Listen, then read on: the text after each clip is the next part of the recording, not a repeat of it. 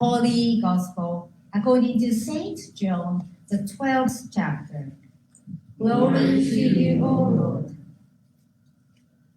Now, among those who went up to worship at the festival were some Greeks. They came to Philip, who was from Bethsaida in Galilee, and said to him, "Sir, we wish to see Jesus." Philip went and told Andrew. Then Andrew and Philip went and told Jesus. Jesus answered them, "The hour has come for the Son of Man to be glorified.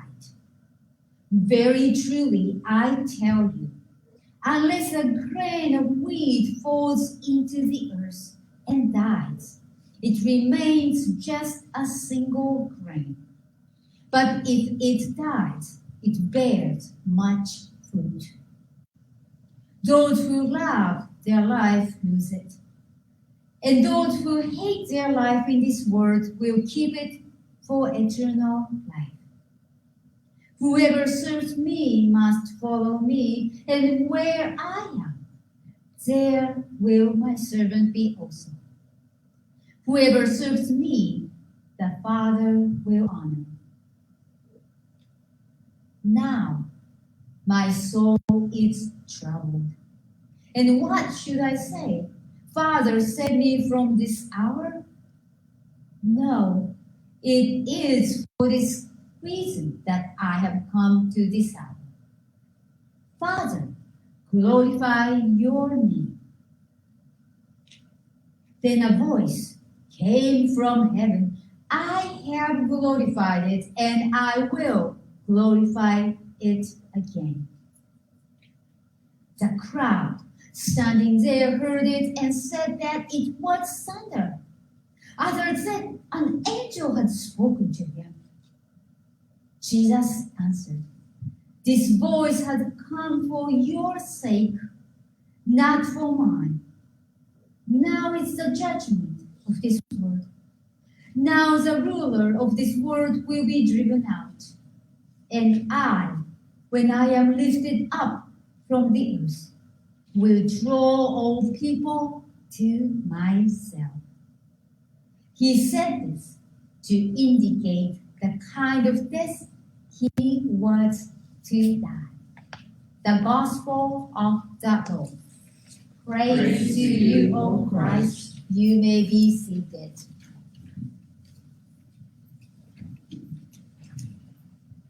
Author apology.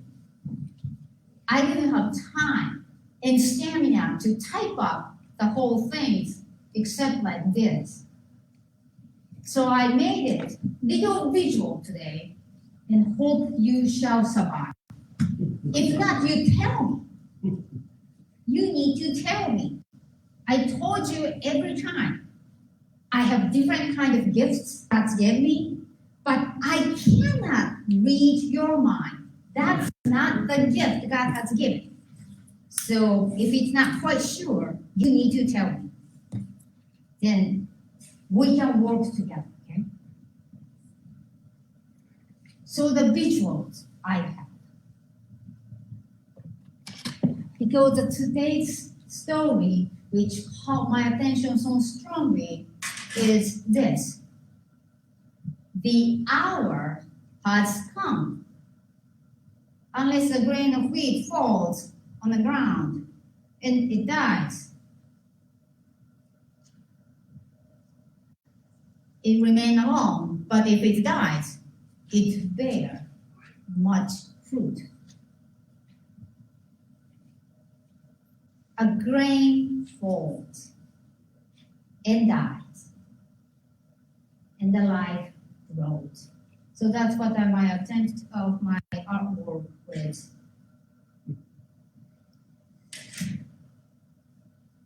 Try something is wrong.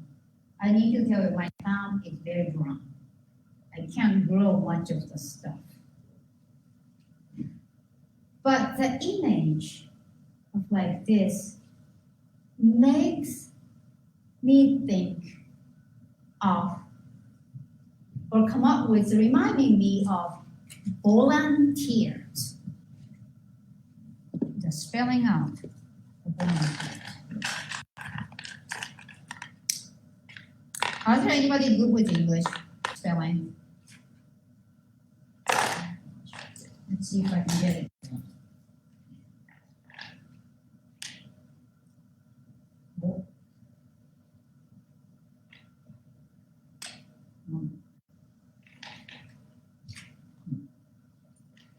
T. E. O. S. I think I got right. If not, oh, that's the letters I have. It's limited. If you buy the stuff at the thrift shop, that's what you got, it's what you got. Sometimes you don't have everything.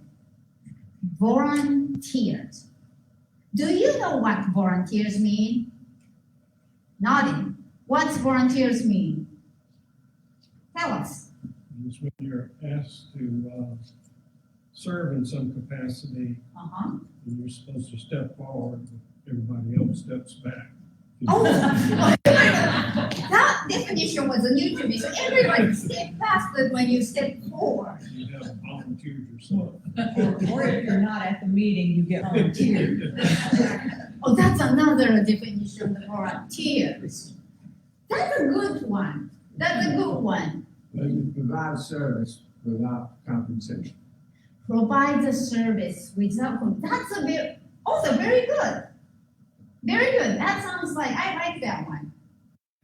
Have you ever heard any other definition of volunteers? When you get volunteer plants sometimes. Deborah, did you read my sermon note before? That was my book of it. And I had another list. It said volunteers. That is the nickname of University of Tennessee. That's volunteers.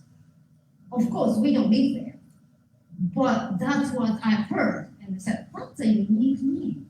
So I remember that. But yes, like the Deborah said, the volunteers, the plant you don't plant it, which comes up without asking. It happens, if you have the compost pile, and the soil will turn out to be very nice, and some of the seed was really not quite turned to the compost, and they decided to grow. And those cucumbers and squash are actually better than you try to buy from the nursery. Those things. So the volunteers, the one I want to talk, it's the plants volunteer. Because this is the one which I heard, first time I heard that phrase. I was in the town, which is the previous place I was in, which is the border of the Wisconsin, Illinois. The town side is the Illinois side, but it's almost Wisconsin border where I lived. So over there, like I do around here, I took a walk on the street and just my exercise, just to walk around and go around and just, it was small town, it was not many. So I took my walk around. And one of the places I passed, there was the one place with the gorgeous tomatoes in the front of their house. And I talked to the guy who was walking outside. I talked to him, you have the gorgeous tomatoes coming out. And he gave me some of the tomatoes. Oh, you want tomatoes? And he, in the back, he get oh, here, you can take some home because we got plenty of those. So in the summertime, I walked by and he offered his tomatoes so often. So next year, I was still taking my walk around the area, and I passed by, and I saw his tomatoes in the front again. And I said to him, your tomatoes are going great this year again. And he told me, those are volunteers. I did not plant it. The past year after the summer, he has lots of health issues. He just could not do his garden anymore, he said. But those volunteers from last year fell down because there was an extra, they didn't pick, and they fell down. And that's the one start to grow for the following year. And he told me, these you call volunteers because they just do it and share the fruit with me. That's the volunteers.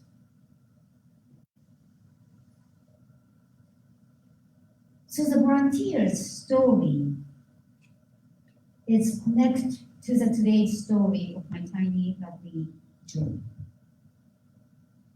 When Jesus told his disciples about this metaphor, about the one grain of wheat falls down and dies on the ground, the new life grows up and bears the fruit. It's a metaphor. He was talking about his impending death on the cross, that he'll be lifted up on the cross and lifted up from the death into the heaven. And he was telling when he dies what would happen after that.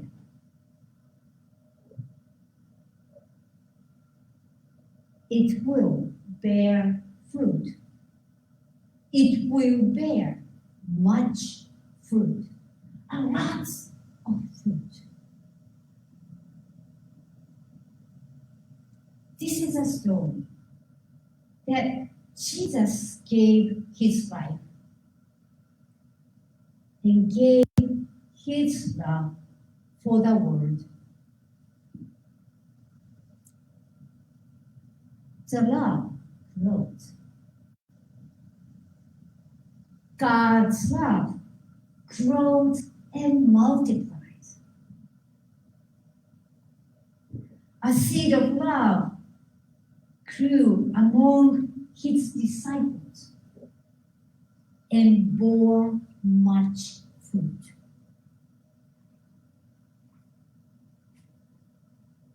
Love grows and multiplies.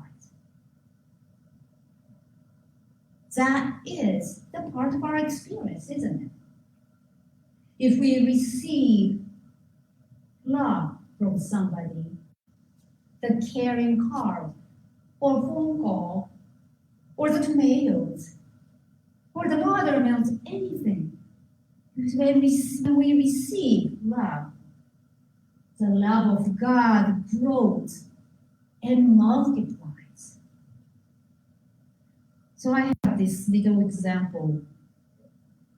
Those who are here for last Sunday, you may remember we have little older than Miriam lady here, Rebecca was here, and she helped with the service, with the blessing of everyone.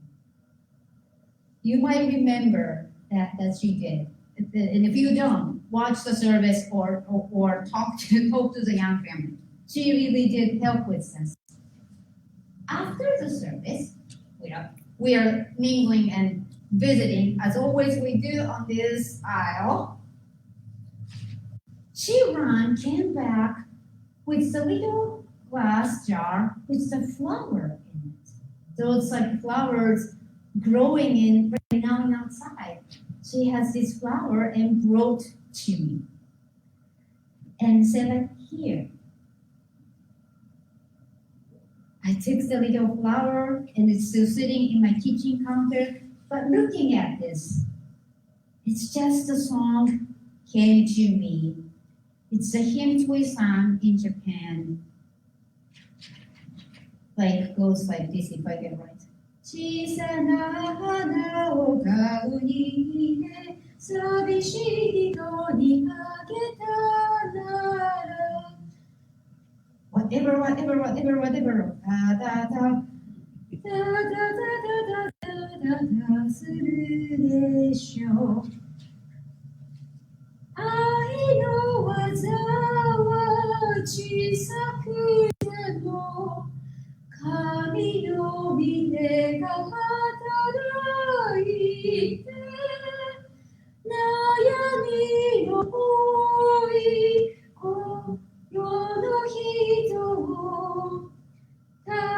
く清くするでしょう。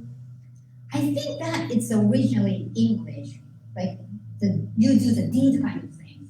But the translator in Japanese did, I think, a little nicer job, in my view, to saying about the refrain's translation goes like, if you do the works of love, the small works of love, even though it is small, it's God's will work through that, work with you. And that will lighten up the troubled heart. That's kind of the vague translation that I don't think English what sounds like, not like that. But when they translate in Japanese, and that song ran my head all over because it starts with somebody giving the little flower to somebody. And I was singing that one, and that little act of love I received last Sunday really inspired me. And then go, I better call our members. I better send a note to them because the love which I received started to grow within me. And I said, that needs to go out. Love grows and multiplies. So God's love really multiplies. That's why we are here. That's why our life goes every day. Starting with next week, we really get into the Holy Week. And we hear the story that Jesus died on the cross. Through his death, resurrection, and ascension, God's love grows and multiplies on earth. Because this love heals the afflicted, restores the brokenhearted, and light this troubled world. A grain, a one single grain of love falls down, and it will multiply and bear fruit. That's how God's love goes. Amen.